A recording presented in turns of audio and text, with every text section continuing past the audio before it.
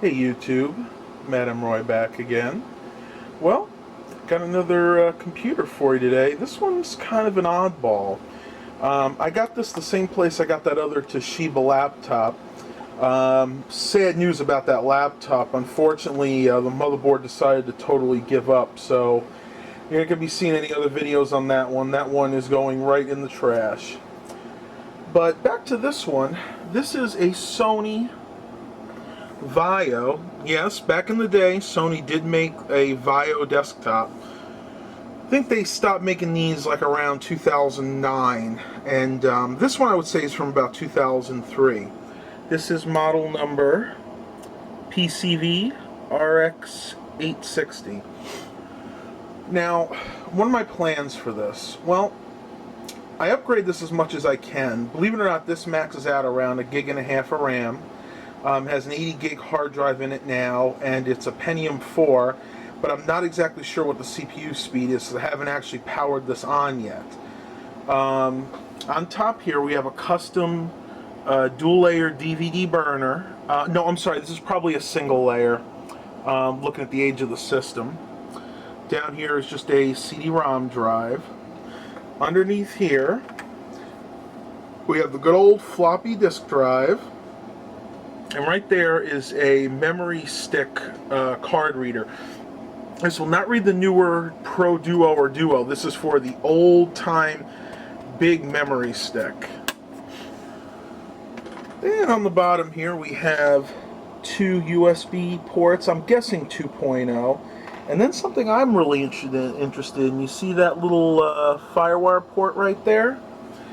That's right, guys. I think I might build this computer for me to do some YouTube video transfers from my mini DV camcorder.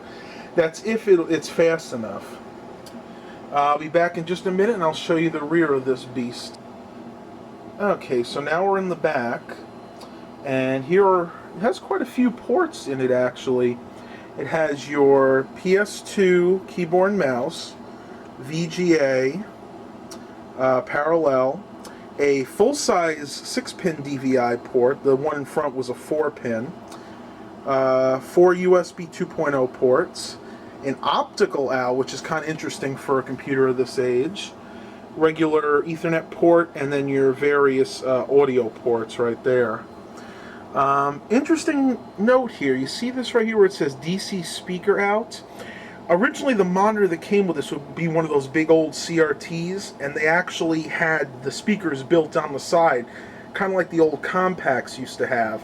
And this is how it would be powered. It would actually be powered DC, looks like 12 volts right off this power supply. So this is definitely a custom power supply. Though, because I'm not using those speakers, you could probably put in any desktop power supply, as it looks about the same size as an ATX power supply. And a lonely 56K, probably V.90 modem there. And I'll go up here if you guys want to read the specs of this particular computer. You can pause the video right here. Alright, let's go ahead and boot this computer up and see what's on her. Alright, so we have the Windows 98 system out of the way, and I have this Sony Vaio hooked up. And this is going to be a true smoke test because, again, I have not turned this computer on before. So, smoke test. We got some lights. Not sure why they were blinking. Let's see what we get on here.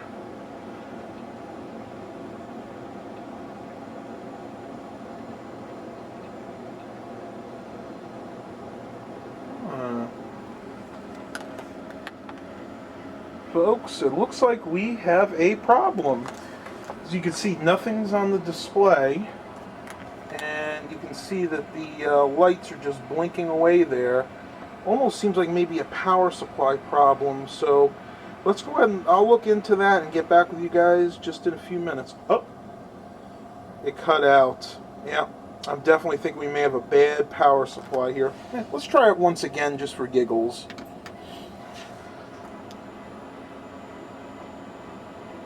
Blinking lights. And interesting to note, take a look, it's actually blinking my KVM switch, which I've never actually seen before. So we definitely have a big problem here. I'm going to go ahead and look into it and be back in a couple of minutes. Alright, well, I have another power supply I can try, but unfortunately this system uses this proprietary bracket.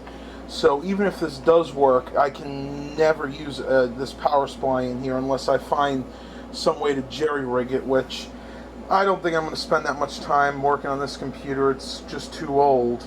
But I have this one plugged in just to see if the problem was that power supply. And I also noticed that a couple sticks of RAM were loose, so I reseated them. So let's give her another whirl.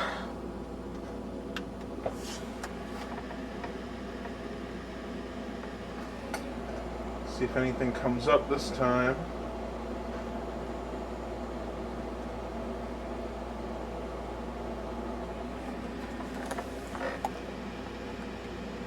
Light is still blinking. And it is blinking on there, albeit not as much, but as you can see, we still have nothing on the screen. So I'm going to say that this motherboard is toast. Wah, wah, wah. This is an epic fail, guys. I'm still going to upload it because I think fail videos are just as cool sometimes. But until next time, have a blessed day, everyone.